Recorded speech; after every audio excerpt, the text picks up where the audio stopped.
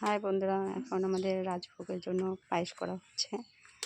এখন দুধটা ফুটানো হচ্ছে, প্রায় ফুটানোর ভিতরেই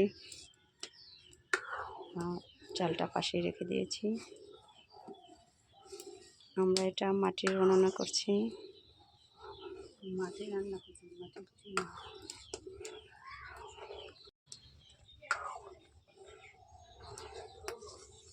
আর খিচুড়ির জন্য কাঁচা লঙ্কা ফাটানো হচ্ছে, আলু ভাজা হচ্ছে। মামি আর কি?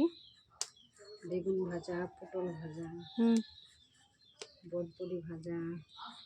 এদিকে তাকাও।